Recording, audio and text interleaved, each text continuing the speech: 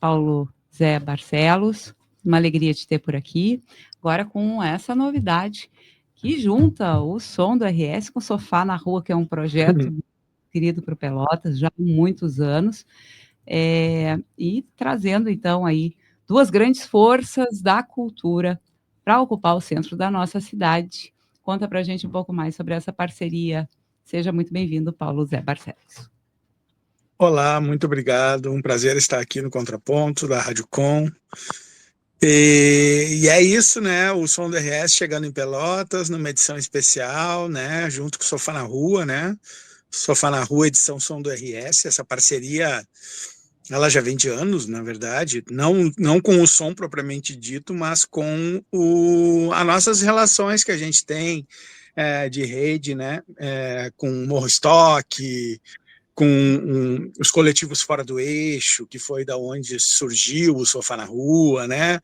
A Casa Fora do Eixo Pelotas, os movimentos de resistência cultural que a gente travou no passado e que vem se perpetuando até os dias de hoje. A gente espera que siga muito, muito além para o futuro, né? Essas ações importantíssimas aí de fortalecimento da cultura, da música, da economia criativa, dos movimentos de resistência até pela democracia, por assim dizer, e também trazendo uma identidade cultural para a cidade de Pelotas, né? Que o Sofá na Rua é uma identidade cultural da cidade de Pelotas, e um evento dos mais importantes que tem no estado do Rio Grande do Sul, também do Brasil, no sentido de estar fazendo essas ligações que fazem, né? Esses trabalhos de rede, esse trabalho de fomento, também de formação, né? De equipes e difusão, em especial com o sul do Brasil, ligando a América Latina, ali o Cone Sul,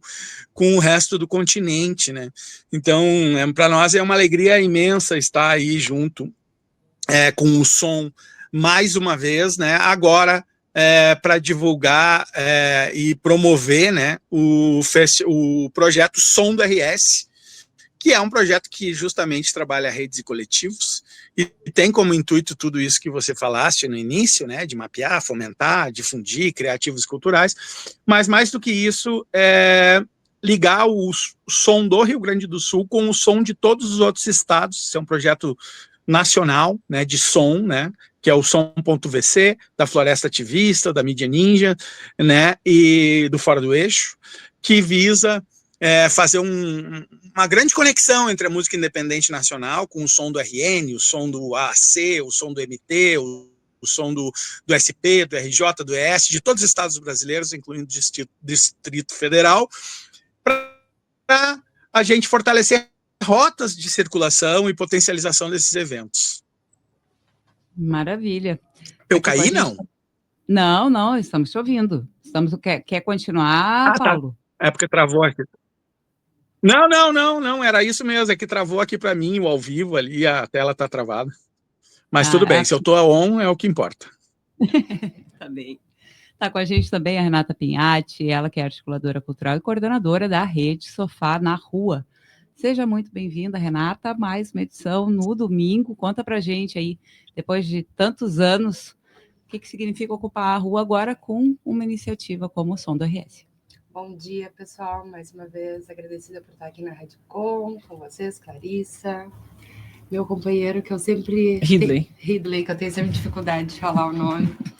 E aí, Zé, bom, a gente está, né, Zé, aqui nos últimos dias, numa intensiva de produção, tenho comentado, né, nas entrevistas que a gente tem dado, bom, claro, que ocupar o espaço público em parceria com o Som do RS é um grande feito para nós, né, porque como a gente vem falando, né, nas nossas redes, nos nossos eventos, né, dessa nossa tentativa de cada vez mais estar articulada em rede, né, desde 2021, a gente vem num processo de articulação em rede e por todo o Brasil, mas principalmente aqui no Rio Grande do Sul, e a Matriz Pelotas articulada com as cidades, né, de fronteira. Então a gente já vem nessa movida. Então quando surge essa oportunidade através de um convite do Zé, né, que também é uma figura que eu tenho uma grande admiração, por toda a trajetória do Morro Stock, né, e por toda a trajetória dele também como ativista, como artista, como produtor.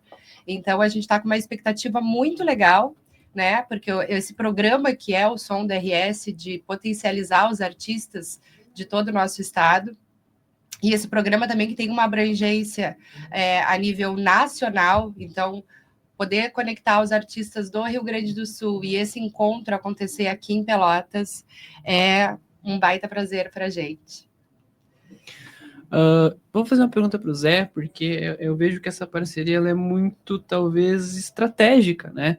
Do ponto de vista de levar o circuito cultural justamente para fora desse eixo mais central, assim, quando a gente fala, a gente pensa, acho que mais rápido em Porto Alegre, né? Então, vir para cá e fazer essa junção é muito massa. E justamente sobre isso, eu queria que comentasse o que esse tipo de aliança agrega para os projetos e até para o som do RS também. Bom, essa interiorização, né, que a gente busca, né, de fazer circular e de potencializar também, né, artistas do interior do estado, sair um pouco desse eixo, né, Porto Alegre, né, e metropolitana, ou só Porto Alegre mesmo, ele é fundamental no processo. O Morro Stock, quando ele foi criado em 2007, a gente vinha com essa ideia de ser no interior, né? A gente morava em Porto Alegre na época, mas não descartava qualquer hipótese de fazer um festival em Porto Alegre, porque Porto Alegre já tem uma demanda cultural e um calendário cultural extenso, gigante, e muita coisa acontece, enquanto que o interior às vezes está desabastecido.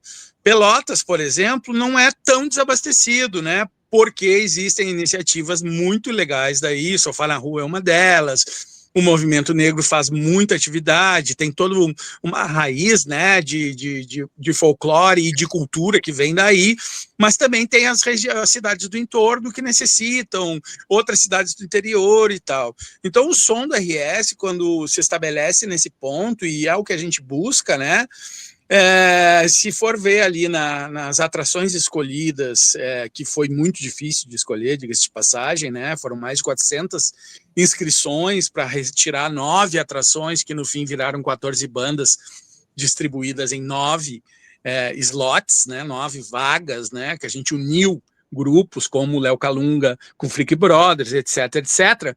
A gente vai ver ali que nas 9 atrações, elas são provindas, em sua grande maioria, de fora, tem sua origem fora da capital, só tendo 2 cantoras que são da capital, que é a Jalili e a Camila Balbueno. O resto são bandas que vêm da fronteira, de Livramento, de Uruguaiana, de Pelotas, de Santa Maria, aí de pertinho, aí a Gabi Lamas também vem aí de São Lourenço. Enfim, a gente tem esse cuidado desse recorte também, né, dentro dessa posição geográfica de onde vêm os artistas, assim como a diversidade, assim como gêneros, e então a escolha hoje curatorial, ela passa muito por isso, na nossa visão, e acredito que do Sofá também muito, que é ter essa visão mais inclusiva, né, em todos os campos. E quanto mais o interior, a gente acredita, do Rio Grande do Sul for fortalecido por essas ações, mais possibilidades de circulação de cultura a gente vai ter, tanto de música quanto de artes integradas ou de economia criativa.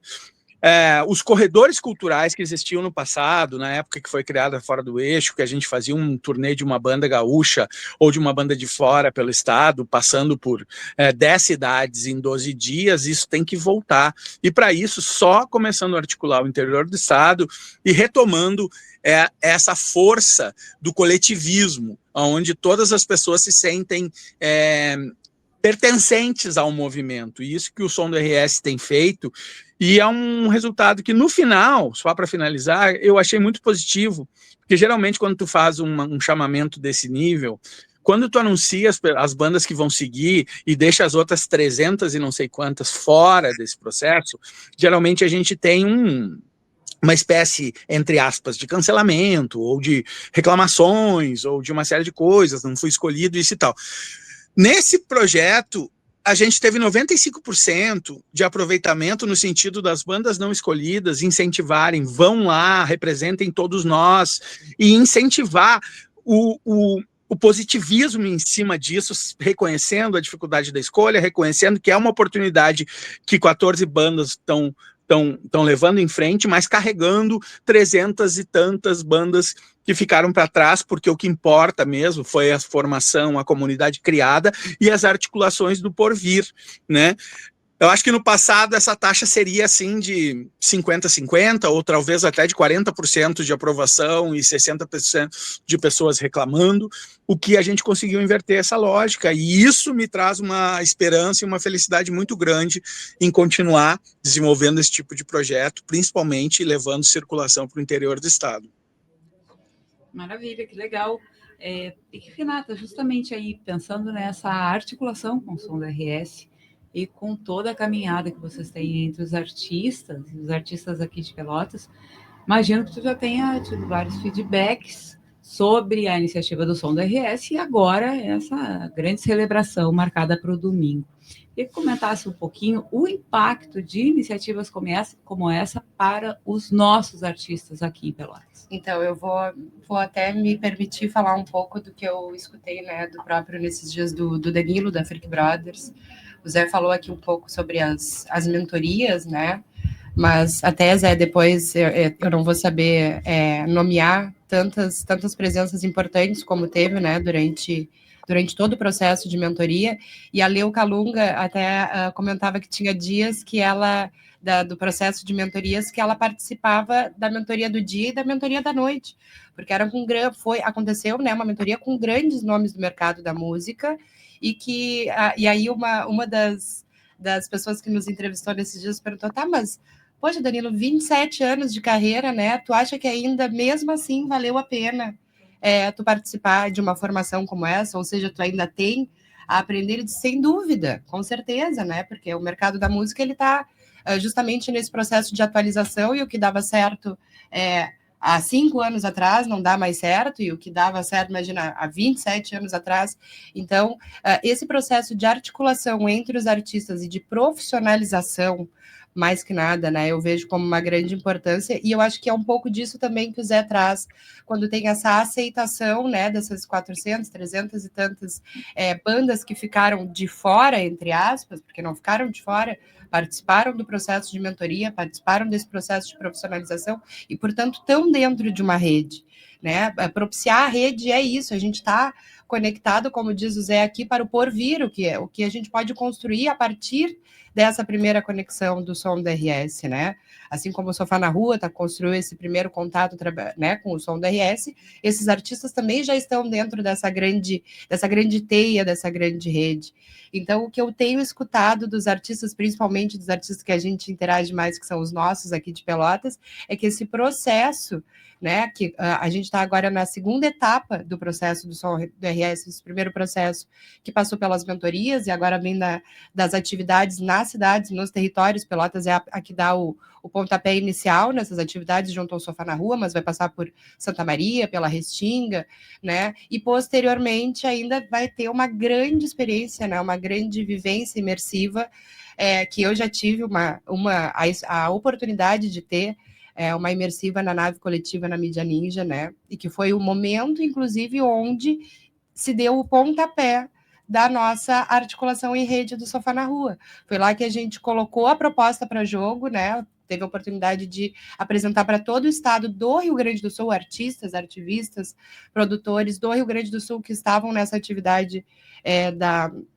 na Mídia Ninja, e de lá para cá a gente não parou mais de formar equipes e de trabalhar em rede. Mais do que tu formar uma equipe do Sofá na Rua nas cidades, né? É esse trabalho, essa operação em rede, porque, assim, vou trazer até em exemplos, né? Cada cidade tem a sua produtora, tem a sua designer, tem a sua coordenadora de comunicação, mas a gente faz um processo tem procurado, né, ultimamente fazer um processo de circularidade o que seria esse corredor cultural das bandas. A gente também provoca pela rede Sofá na Rua essa circulação de profissionais da produção, né, entre cidades. Então, a gente já teve a oportunidade de receber o trabalho da Ana, que é a designer e produtora lá de Jaguarão, do Sofá na Rua Fronteira. Então, ela já foi nossa designer aqui, né, de ter fotógrafos de outras cidades também operando aqui. Então, a gente faz esse circular de profissionais, não só dos profissionais da música, né? Interessante. Muito legal. Traz para frente, né, do palco aí uma galera que trabalha. É a mesma coisa quando a gente vê a gente que não é, estou falando de mim, tá? Que não sou especialista aí em toda essa articulação. E quando acaba um filme que sobe aqueles créditos, nunca mais acaba. O quanto a arte mobiliza a gente. É uma coisa impressionante, né? Muito, muito, é verdade. E falando aqui em rede, em equipes, até falar sobre isso. A gente tem, desde o Festival Sofá na Rua, o Festival Palestina Livre, Sofá na Rua, que a gente fez há uns 2, 3 meses atrás, a gente teve, né, a nossa equipe, ela vem crescendo, né, a equipe Sofá na Rua Pelotas. A gente tem agora o Lúcio, da Companhia dos Técnicos, que está oficialmente dentro da equipe, e a Radicom, que sempre que possível também tem integrado a equipe no sentido de fazer toda a parte de transmissão, né, em tempo real ali, fazendo entrevistas. Então, desde o Palestina Livre a gente teve essa parceria e a gente vem tentando renovar, né, e nesse, né, Clarice, se tu quiser até falar um pouco sobre isso, a gente vai contar também, né, no nosso Som da RS, a Radicom vai estar conosco fazendo toda a transmissão em tempo real, entrevistas com artistas, com a galera, enfim, né, que vai estar no nosso evento desde o início até o final. Exatamente, os guris aqui, a gente tem uma equipe bem jovem, né? Temos os nossos estagiários que são apaixonados pelo Sofá na Rua. Então, há um engajamento que é atravessado de muito afeto, como a gente está acostumado com vocês também. Então, os guris bem empolgados para fazer a cobertura, como fizeram da outra vez no Palestina Livre, porque é isso, né? É a força da rede. A gente via pelas postagens assim que o alcance aumenta bastante quando a gente se alia, né, a projetos tão importantes, porque o Sofá na Rua é super importante para a comunidade aqui em Pelotas. Sempre enche, sempre tem uma galera na volta, os universitários amam e os outros artistas também, né? Então, uma oportunidade aqui para a Rádio Com estar junto e apreciando, aproveitando e também tentando aí, do nosso modo, da melhor forma, dar força para esse movimento. É isso aí, trabalhar aí. Aproveitando, né, só para pontuar aqui, essa participação na rádio ela é muito importante, né? Ela instiga, ela dá um ânimo. É um de volta para o futuro, né? Como fala Pablo Capilé, a gente está voltando para casa de novo, né? Um de volta para o futuro. Eu me lembro no passado, lá no tempo do Fora do Eixo, quando as comunicações não eram tão avançadas quanto são hoje, né?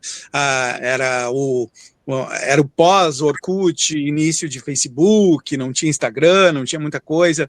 Já existiam tecnologias de pós-TV, que a gente transmitia ao vivo, de dentro das casas, fora do eixo, em 2007, 2008, sabe? Pegava personas da cidade para conversar sobre um tema e botava no ar. Ninguém fazia isso na época. E nos festivais, principalmente no Macon do Circos e em alguns outros, as rádios web ou rádios comunitárias costumavam aparecer e montar o seu estúdio ali para divulgar isso, e isso foi se perdendo.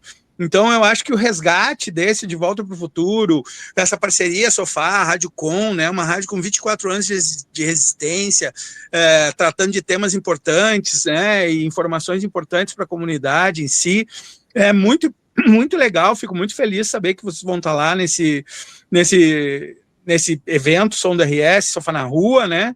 Isso aí, com certeza, é um diferencial, assim, que transforma não só a comunidade do entorno, né, como aumenta também a visibilidade do processo, né, e dá respaldo, né, ao que a gente vem fazendo, né, porque é importante esse processo. E outra, quem dá respaldo também a muita coisa que a gente vem fazendo, principalmente nos movimentos pós-pandemia, são as políticas públicas, como essa da PNAB, né, que é a causadora também de nós ter ganho esse prêmio na categoria Redes e Coletivos, no PNAB estadual, e aí estamos executando ele com recursos, né, oriundos da União, que vieram para o estado do Rio Grande do Sul, que sem eles muito provavelmente, ou a gente teria que adiar o planejamento de execução do som e buscar outras fontes de financiamento, ou, né, ver como é que a gente poderia retomar isso sem esse grande impacto de ter essas mentorias que a Renata citou, que foi com Pena Schmidt, né, nada mais, nada menos que Pena Schmidt, um grande ancião, um decano, né, da música brasileira, que trabalhou com Mutantes no início de carreira, enfim, é uma larga jornada, foi administrador do Centro Cultural de São Paulo por anos, do Ibirapuera. O Edson Natali, né, que gestou o Itaú Cultural, o projeto aquele Rumos, criou esse projeto, e por anos e anos, né, gestor principal, né, junto à Itaú Cultural, além de ser músico alternativo. A Dani Ribas, que é uma socióloga, pesquisadora incrível, né, sabe tudo sobre dados, sociologia da música e faz estudos maravilhosos sobre redes sociais, big techs e esse tipo de coisa. A Adria de Aguiar, que é gestora de comunicação da Mídia Ninja, redes sociais, né, estratégias de comunicação, percursos, jornadas e tal. E a Fernanda Couto, que é a assessoria de imprensa, biografia, mini bio, release, como acessa a imprensa, isso e aquilo. Hoje ela está por trás da assessoria de imprensa desse projeto aí que entrou novo aí, o Tiny Desk, que é aqueles pequenos shows. Quem está fazendo assessoria de imprensa é ela, já trabalhou com Genesi, com Criolo, com muitos artistas, e ainda ganhamos uma mentoria essa com a Cristina Baum, que é uma advogada especializada em direitos autorais e proteção de obras. Então essas 6 mentorias juntas, elas deram um corpo, e só foi possível porque a gente tinha realmente esse apoio para poder financiar também, né, esses mentores, para que eles pudessem estar ofertando parte de seu tempo e das suas pesquisas, do seu conhecimento, especialmente para quem se inscreveu no projeto Som do RS. Isso aí, Zé, arrasou. Zé, tu tinha mencionado mais cedo esses tempos mais velhos, não tão velhos assim, desse cenário aí de volta para o futuro. De volta para o futuro, E aí eu queria te perguntar justamente, a partir dessa tua longa trajetória em festivais, como o Morrostock, o que mudou no cenário da produção independente aqui no estado nos últimos anos? Eu acho que é uma pergunta que vale para a Renata também, vocês podem se complementar. Claro. Vai, Zé. Tá, eu vou... Bom, o que mudou, né? Eu acho que a grande mudança que aconteceu, eu acho que ela...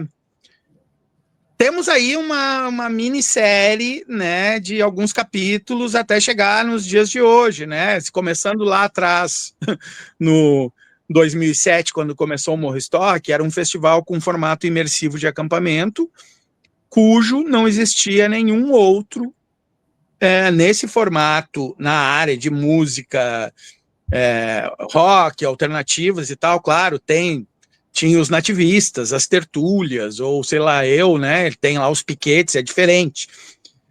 E já tinha existido o de 82, o Cio da Terra, em Caxias, que foi aquela loucura que foi produzida, mas foi uma edição só, que foi até anterior ao Rock in Rio, né?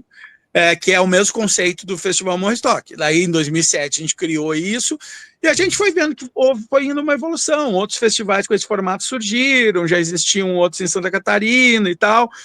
E aí, mais festivais foram acontecendo pontualmente. A gente chegou até, em 2012, um fluxo que a gente conseguiu ganhar um FAQ específico só para festivais. Eu me lembro que teve 18 inscrições esse FAQ, ou seja, 18 festivais se inscreveram para ganhar 40 mil, e 10 foram premiados.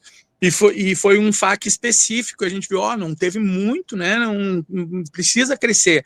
Nesse período ali de 2005, 2012, ainda existiam os coletivos fora do eixo, né, que possibilitavam circuitos e a promoção e difusão e a produção de eventos em todo o estado do Rio Grande do Sul. E depois disso, como qualquer movimento social que começa a integrar, democratizar e ocupar espaços, o Fora do Eixo em si, ele foi atacado, né, por uma série de questões que a gente depois começa a identificar, porque logo depois dos ataques, aquela coisa, alguns cancelamentos e um monte de coisas que foram lançadas em torno desse processo do Fora do Eixo, que acabou enganando muita gente, o Fora do Eixo meio que ele sai de cena publicamente e ele se transforma numa rede de comunicação que gera assuntos sobre política, realmente, que é a mídia ninja. mas ele nunca deixa de existir. E nesse processo de evolução, para mim, ali em 2019, depois de todas as manifestações daquela Primavera Árabe, não é por 30 centavos, e uma série de coisas que aconteceu nesse processo, as grandes manifestações de rua, onde é também parte de outros movimentos que não são só de esquerda, também se apropriaram disso, né? Os festivais continuam existindo naquele formato que sempre existiram. E aí vem o 2019, que para mim é um marco ali, 2019 acabou, né? E logo depois vem a pandemia. Depois da pandemia, bom, aí descamba para uma loucura, né? Porque aí não só a tecnologia aumenta em alternativas, como as pessoas estão mais acostumadas a fazer esse tipo de ações, de lives, e de ficar mais na frente das telas, o público tende a minguar, as pessoas ficam mais velhas, 2, 3 anos, num processo mais retido, de ficar em casa, disso, daquilo, e o público mais jovem começa a ficar mais em contato realmente com telas, né? E aí, por outro lado, tem um volume gigantesco de dinheiro retido, de marcas e de instituições que não puderam atuar, e quando saímos da pandemia, esse dinheiro ele começa a escoar para as agências, que começam a criar os seus próprios festivais, e aí muda todo um processo de nexo, né, de evento, começam também a sair dos seus territórios e fazer coisas em outros territórios que não faziam, num processo colonial, trazendo festivais de São Paulo para o Rio Grande do Sul, trazendo festivais do Rio de Janeiro para Fortaleza, e com isso começa a minar um pouco também o que foi criado aqui desde lá de trás, como se fosse um carro passando por cima, passando a boiada por cima, né?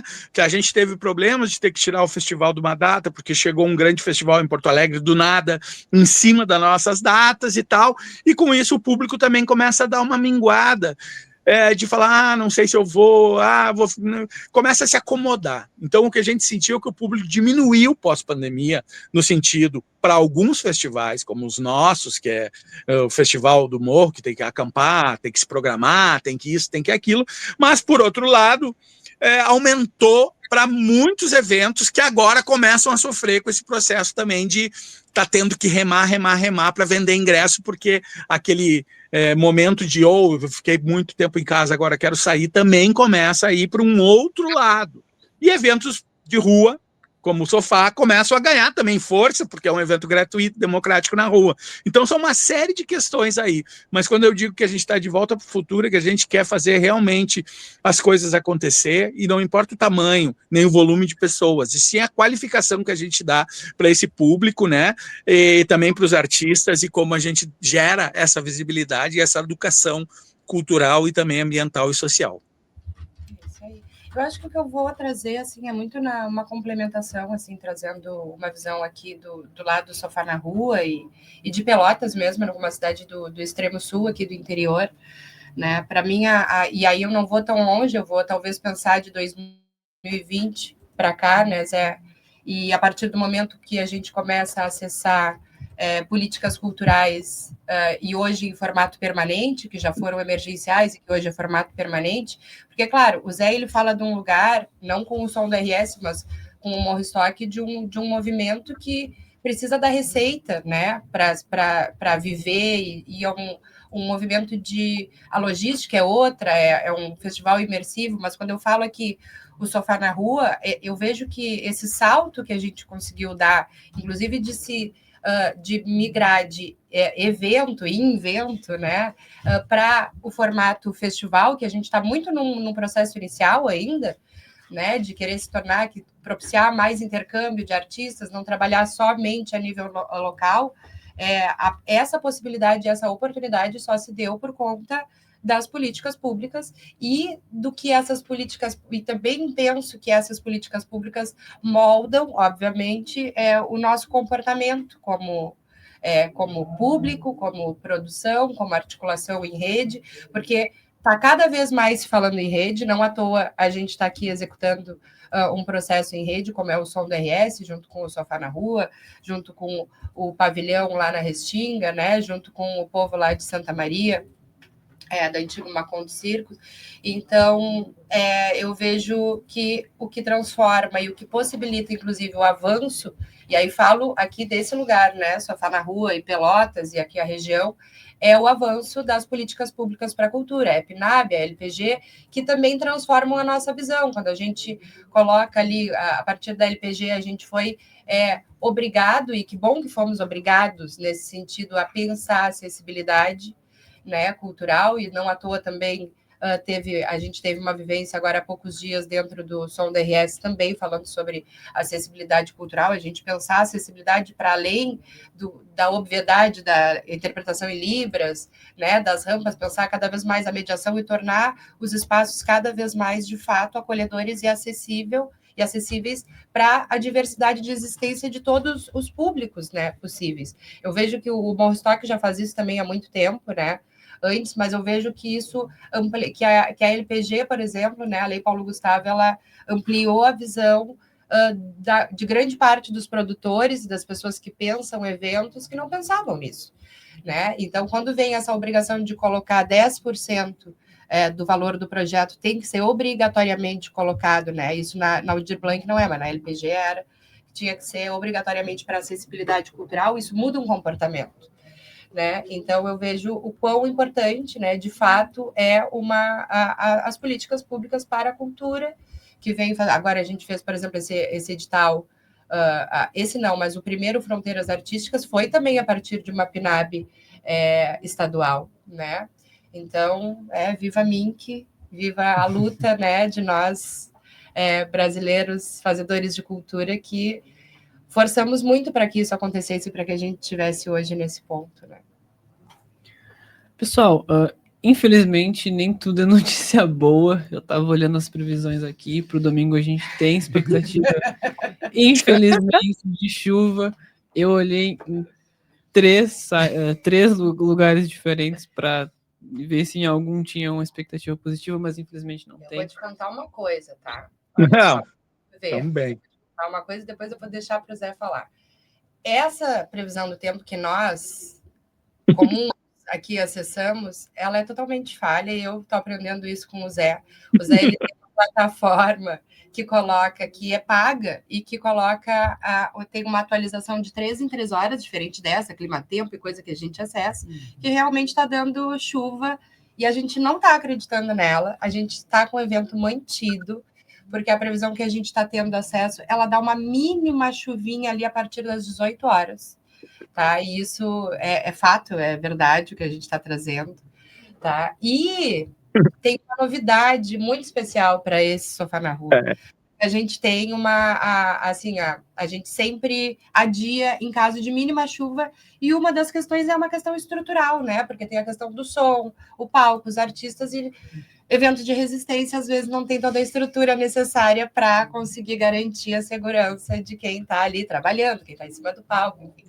Então, o Zé e toda a produção do Som do RS garantiu grandes estruturas. Então, pela primeira vez, o Sofá na Rua, além de um lindo palco, né, de responsabilidade do Lúcio, da Companhia dos Técnicos, a gente vai ter também estruturas que vão proteger o palco. Então, vai ser uma estrutura de 10 por 10, que vai proteger toda a área do palco. O palco ele tem 6 por 4, então, bem grande. E uma outra lona, aquelas que chamam pirâmides, né, que vai proteger também o público, ou parte desse público, em caso de chuva. Mas é só uma garantia, né, que a gente está colocando para conseguir garantir a segurança, né, principalmente da parte técnica, mas não vai chover, e se chover vai ser uma coisinha mínima ali, e eu acredito que vai chover só depois que o evento terminar, de verdade, não é...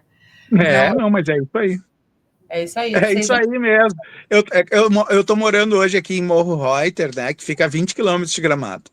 Aí no inverno, todo final de semana era possibilidade de neve. Todos. Para lotar hotel, né? A gente sabe como é que funciona a previsão do tempo. Ou é para todo mundo subir para a serra na esperança de neve, que não veio em nenhum momento, mas todo final de semana era possibilidade de neve, né? ou é para criar um clima assim meio de tensão no ar, para criar clique, para gerar coisas, né? Em 117 edições do Sofá na Rua, eu acho que a Renata pode dizer quantas vezes, nos últimos tempos, ela adiou o evento por causa de uma previsão do tempo e no dia ela viu que daria para fazer o evento. Então, eu, como faço festival ao ar livre, desde 2007, no primeiro festival que eu fiz, eu já tive uma rajada de vento que derrubou o meu primeiro palco, então eu já comecei a entender que o tempo era uma coisa que precisava ser muito bem monitorada, e eu não vou monitorar, com todo respeito, nesses sites que aparecem no celular, ou Climatempo, ou sei lá, outros, porque isso aí, eles estão atrelados a uma série de publicidades e a uma série de outras situações. Então, eu passei a descobrir alguns informativos interessantes de previsão do tempo, que são muito usados, às vezes, também pelos agricultores, né? Ou por aeroportos, ou por situações onde eles têm que ter previsões mais detalhadas, atualizadas, e que dê rajada, que dê nuvens altas, nuvens baixas, volume de precipitação por hora, e também possibilidade disso tudo que eles estão prevendo ali, né? Então, uma série de dados. E a gente vem acompanhando, e realmente a previsão de chuva e de temporal, ela existia lá no sábado passado, começou a diminuir, aí a gente faz as nossas orações para Santa Clara, Santa Bárbara, né? Pega esse lado feminino do espiritual, que resolve também nesse campo espiritual, quer vocês acreditem ou não, mas como produtores, a gente falou, Renata, não temos data para botar para frente tem uma equipe, tem bandas, tem reagendamentos, não é uma coisa normal, o projeto tem um prazo também para ser terminado e prestar contas. Vamos contratar cobertura porque nós temos condições de fazer isso, porque é um projeto que tem um recurso e a gente consegue remanejar algum recurso para que seja feito isso. Então vamos garantir de todos os lados. Aí contratamos as coberturas para o som estar tranquilo, se chover tudo bem, né? O público também pode optar por vir com guarda-chuvas e a gente fazer uma festa bacana, um pouquinho diferente, mas que também seja legal e que seja uma experiência que as pessoas vão levar e vão se lembrar, porque a gente está juntando Leuca, Lunga com Freak Brothers, essa junção inusitada de duas bandas antagônicas aí de Pelotas, estamos trazendo o Zila e a Virgo, e também, né, enfim, não vamos deixar isso passar e vamos fazer a nossa parte, vamos rezar para o campo espiritual e também vamos fazer acontecer. Aí hoje de manhã eu e o Renato tivemos um papo que foi o seguinte, Renato, eu acho que não vai chover mesmo, acho que vai chover depois do evento, vai chover às 6 da manhã de segunda-feira, vai cair uma água e tudo mais, mas está dando agora 30 graus de temperatura e a gente botou lona, a gente vai ferver a galera embaixo das lonas, agora o nosso problema não é mais nem chuva, é o calor. Vamos botar um isopor com água, com gelo para todo mundo, vamos botar uns ventiladores no palco. E esse é o trabalho de produção de quem trabalha com rua. Então não tem como fugir, a gente tem que estar junto com a natureza. E o que vier dela, a gente vai estar pronto para assimilar, e a gente pede sempre que venha na medida certa, que não venha em excesso, né? E isso não vai acontecer, porque a gente está monitorando muito bem, com muita responsabilidade, né? E em contato, em conjunto com a natureza. Maravilha. Gente, 11 horas mais 59 minutos, a gente precisa encerrar a entrevista. Não sei se tu quer fazer uma chamada. Posso fazer uma chamada bem rapidinha. Bom, pessoal, dito tudo isso, contada todas essas histórias, a gente está pronto para receber o público pelotense nessa grande collab, nessa grande parceria que é a Som da RS e Sofá na Rua, no dia 5, a partir das 15 horas. A gente vai estar desde muito cedo, desde as 6 da manhã, fazendo montagem. Então, quem quiser passar por ali, ver como é que vai estar já desde cedo, que o Sofá na Rua é isso. É tudo a céu aberto, a olho nu mesmo. Mas o evento começa oficialmente às 15 horas, como de costume, vai até às 20 horas.